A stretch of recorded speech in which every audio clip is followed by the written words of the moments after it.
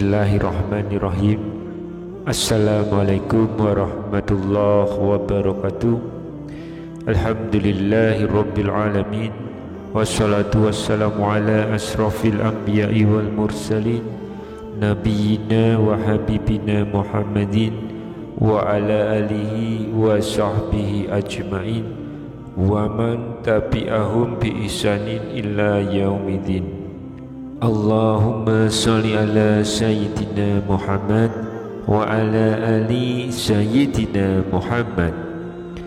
Harapan dan doa saya semoga saudaraku semuanya selalu diberikan kesehatan, dilapangkan rezekinya, diampuni dosa-dosanya, dipanjangkan umurnya, dan semoga kita tidak mati kecuali mati dengan beriman dalam Islam.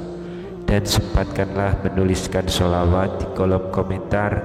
Insya Allah bisa menjadi bukti cinta kita kepada Rasulullah Muhammad sallallahu alaihi wasallam. Semoga syafaat beliau bisa kita peroleh di akhirat kelak.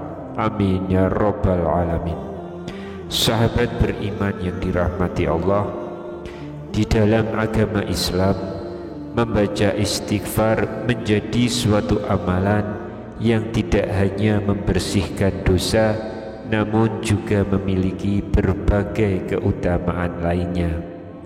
Rasulullah sallallahu alaihi wasallam telah mengajarkan kepada kita semua tentang apa keutamaannya beristighfar. Ini adalah sebuah amalan sederhana namun penuh dengan makna. Menurut Kamus Al-Munawwir, istighfar berarti mengampuni, menutupi, memperbaiki, dan juga mendoakan. Sedangkan menurut Imam Ar-Raghib Al-Asfahani dalam kitabnya Mufradat li Alfat Al-Quran, istighfar berarti permintaan atau permohonan ampun kepada Allah Subhanahu wa Ta'ala yang diwujudkan dalam ucapan dan perbuatan. Istighfar merupakan permohonan kepada Allah Subhanahu wa Ta'ala yang tidak hanya sebagai penambah keberkahan dalam rezeki, tetapi juga membuka pintu rahmatnya yang sungguh luas. Lantas kenapa manusia harus beristighfar? Tentu saja harus kita sadari bahwa sebagai manusia kita diciptakan tidak sempurna, yang tidak luput dari kesalahan dan dosa. Bahkan Rasulullah sallallahu alaihi wasallam, manusia yang diciptakan sempurna dan sudah dijamin masuk surga, juga mengamalkan istighfar tidak kurang dari 70 kali dalam sehari. Rasulullah pun gemar sekali bertaubat kepada Allah Subhanahu wa Ta'ala. Allah Subhanahu wa Ta'ala telah berjanji bagi umatnya yang senantiasa beristighfar. Tercantum dalam Quran surat Hud ayat yang ketiga. Mohonlah ampunan kepada Tuhanmu, kemudian bertaubatlah kepadanya. Niscaya Dia akan memberi kesenangan yang baik kepadamu di dunia sampai waktu yang telah ditentukan atau kematian, dan memberikan pahalanya di akhirat kepada setiap orang yang beramal soleh. Jika kamu berpaling, sesungguhnya aku takut kamu akan ditimpa azab pada hari yang besar atau hari kiamat. Untuk itulah kita sebagai hamba yang penuh dengan dosa, rajin-rajinlah beristighfar dan bertaubat kepada Allah, karena ada 7 keutamaan beristighfar yang akan kita dapatkan. Apa sajakah 7 keistimewaan itu? Sahabat beriman yang dirahmati Allah, keutamaan beristighfar yang pertama adalah akan dicintai Allah. Di dalam Quran surat Al-Baqarah ayat 222, Allah berfirman, Bismillahirrahmanirrahim, Innallaha yuhibbut tawabina wa yuhibbul mutatahhirin. Sesungguhnya Allah menyukai orang-orang yang bertaubat dan menyukai orang-orang yang menyucikan diri. Dari ayat tersebut kita bisa simpulkan bahwa Allah menyukai hambanya yang suka bertobat, karena dari bertobat itu ia menyadari bahwasanya ia adalah manusia biasa yang tak luput dari dosa. Dan taubat sendiri selain memohon ampun kepada Allah juga sebagai upaya untuk menjalin ikatan dengan Sang Pencipta. Kemudian yang kedua, obat dari segala penyakit. Imam Qatadah berkata, Al-Quran telah menunjukkan penyakit dan obat kalian. Adapun penyakit kalian adalah dosa, dan obat kalian adalah istighfar. Yang artinya dosa dan penyakit hati adalah sumber penyakit, maka istighfar adalah obat. Selain mendapatkan pahala, memperbanyak istighfar pun bisa memberikan manfaat kesehatan, terlebih pada otak manusia.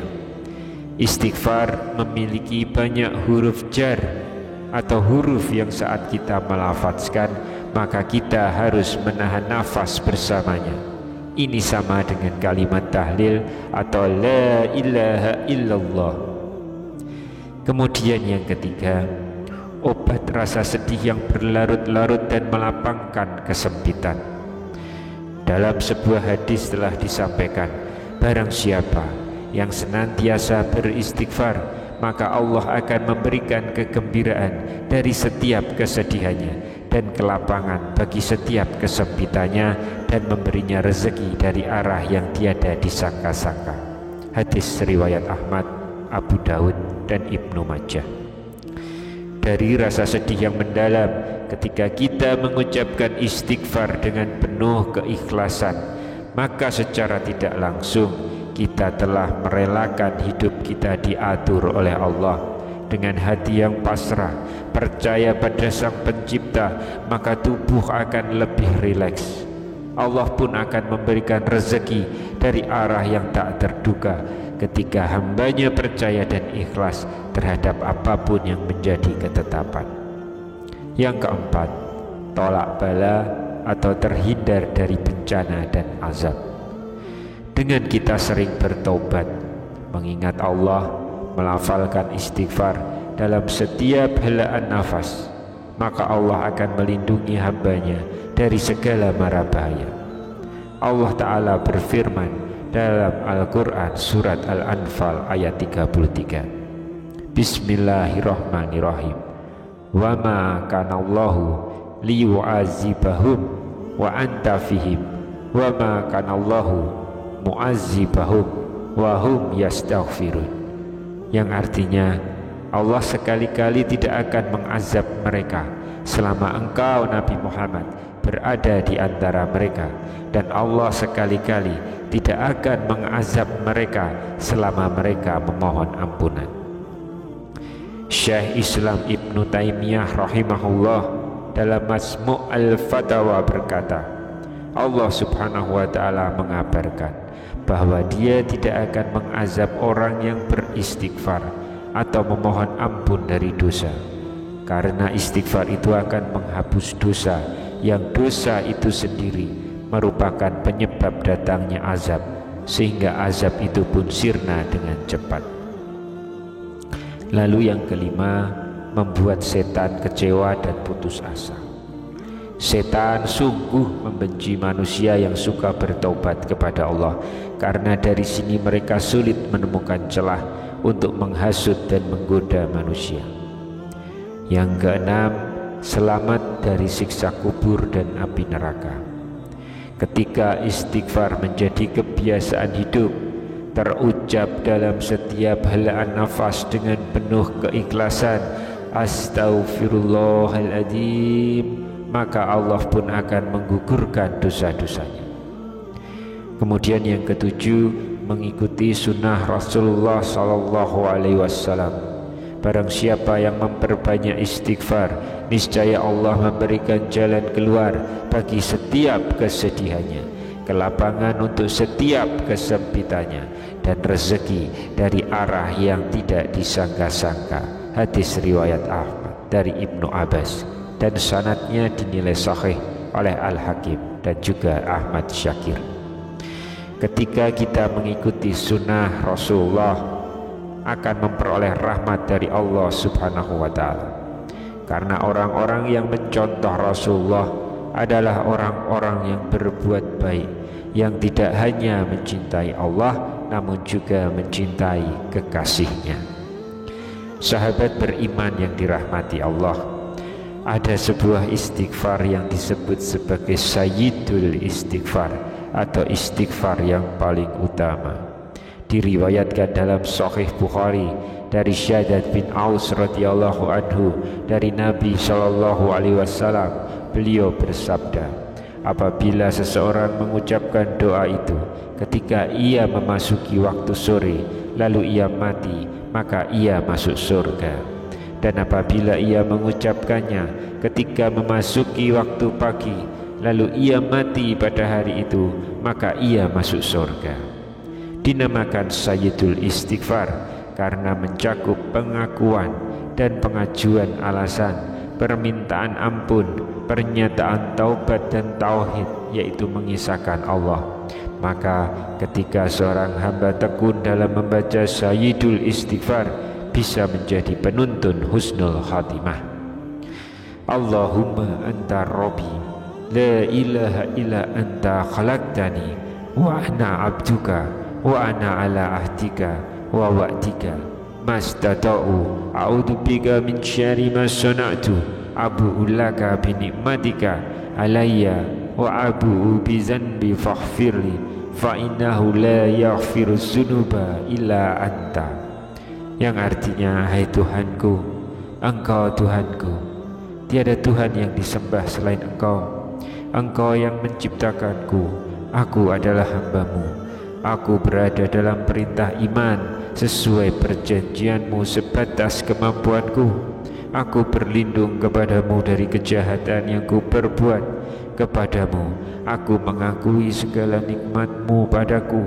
Aku mengakui dosaku, maka itu ampunilah dosaku. Sungguh tiada yang mengampuni dosa selain Engkau. Hadis riwayat Bukhari.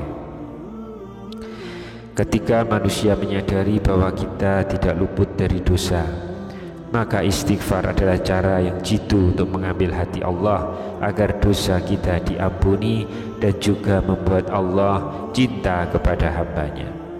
Selain mengamalkan kebiasaan untuk beristighfar, jangan lupa bahwa Allah juga mencintai hambanya yang gemar bersedekah.